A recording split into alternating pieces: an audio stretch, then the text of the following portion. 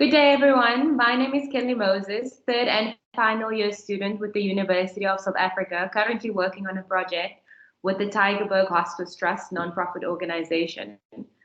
This evening, I will be interviewing a very special friend and donor of the hospice. And due to the current situation, we will be doing it on Zoom just because of the nature of the business. And yeah, it's mid-pandemic. I will let her introduce herself. Corne, tell us a little bit about yourself and when you became involved with the organization. Okay, so good evening from a South African perspective, everyone. My name is Corne Gleeson, and yes, I've been involved with hospice since my daughter has been in grade 11. She was a finalist in Miss La Rochelle that year, which is a local girls' high school, and she had to choose a project to make a difference. And we then, in collaboration with hospice, hosted a fundraising event for them. And yeah, that's how the journey really started. And yeah, she had a very successful event. Unfortunately, she didn't win Miss La Rochelle. She placed third. But I think the money we made for hospice that year really was worth all the effort and just an eye opener for what it's all about. And so that was she was grade 11. So that was 2.5 years, almost 3 years ago. So that was beginning of 2018. Amazing. It's a very long time. Can I just ask, once she had done the project, what would you say attracted you to continue? What qualities in the hospice attracted you to continue a relationship? Like, what makes it so special? Well, I should mention I'm a 5-time cancer survivor personally. So obviously it's a cause close to my heart. I've always been very privileged that when I've had my journeys, that I've had obviously good medical support. So I've never had to, and I've never been obviously that ill that I had to reach out to a hospice specifically.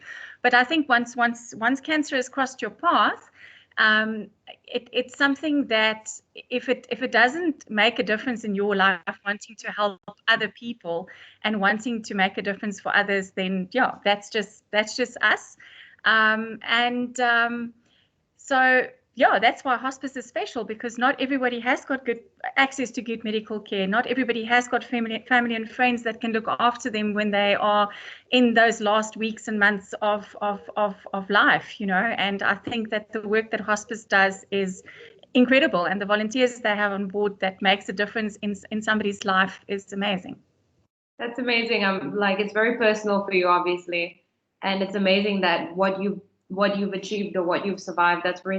That's honestly, that touched my heart a little bit there. And I just wanted to ask you, with the COVID-19 situation, it's a very unprecedented time for everyone. Have you had to alter the way you conduct relations with the hospice, or have you been feeling like you can't do as much as you would like because of everything that's going on? Has it changed it a little bit for you?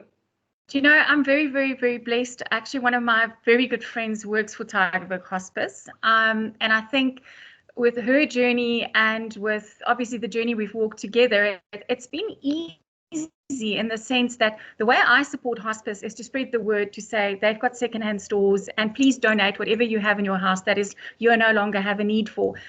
There's a lot of NPOs at the end of the day, and you obviously also chose hospice for a reason. And the way that my entire circle of friends and family know that if you're cleaning out your house and you've got stuff that you don't use, hospice is the place to go. And hospice makes it easy to assist them in that way, because they've even got people that come and fetch the stuff from your house. You don't have to make a plan to drop it off and all of that. But what COVID's been very special is I lost my aunt in COVID. She was 81 years old, and she had lung cancer, but she didn't die from lung cancer. She died from cancer-related complications. So there was a multitude of things that happened. And I think one of the big highlights for me that is when we needed to pack up her little home, I spoke to my cousin and I said to her, you know, certain things you can sell, certain things you just simply got to pay it forward. And we were absolutely in a position to bless hospice with, I think the little delivery vehicle had to come twice to come and fetch stuff for us. And to me,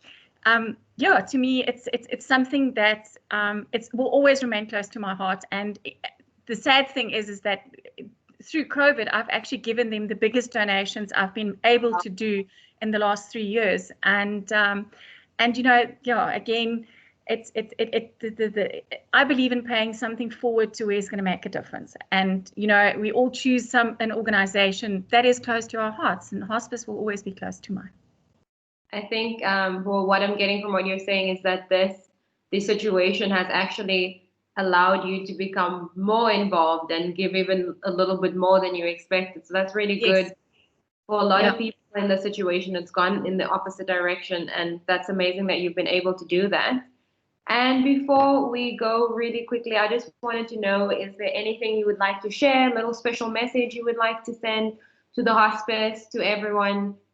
You know, I think if I think just about what those people do day in and day out, that's even before COVID. And then I know Tygerberg Hospice specifically took on certain isolation facilities, and the work that they've done to ensure that the Western Cape gets through COVID and that you have a safe space to go and isolate, and the project management that they've done to make themselves available to run those facilities. I mean, I have seen pictures of people being literally in looks like hazmat suits from top to bottom that walk into a facility where they know that there's people that has tested positive.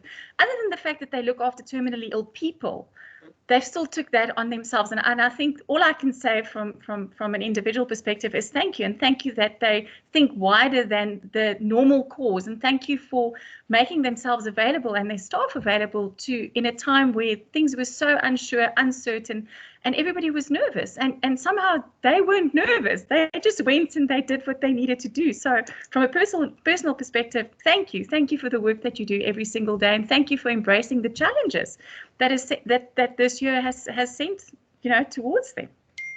That's amazing, Corne. I just want to say thank you so much for allowing me, first of all, to talk to you, and then for sharing your story. I think I'll continue working with the hospice, I think, after all of this is done. But it is true, you learn how many heroes there are, and just how they're doing these things. Ordinary people can make a difference. And somebody like you that has found a passion for this, you know, a young individual like you can spread the word, and there's just so much. You know, it's like anything in life. If we all just do a little bit, it can make a huge difference. And yeah, I just think obviously my journey is very personal, but at the end of the day, it is such an amazing cause, whether or not cancer has touched your life or not. Yeah. You know, if you're in a privileged situation where you can just do something small to assist them, I mean, they've got such a big need on so many levels. So yeah, if you decide to work with them in the future, I'd love to meet you one day when you're back in South Africa and you're no longer sitting in Dubai. Maybe we can at another Tree of Lights where there's an opportunity. That's another special event that they host. You know, at the end of the day, we can just say thank you to the people at hospice and the volunteers that so generously make sure that they can do what they need to do. Thank you so much, Corne. You have a wonderful evening. You too. Thank you for your contribution. Thanks a lot. Thank you. Bye. Bye.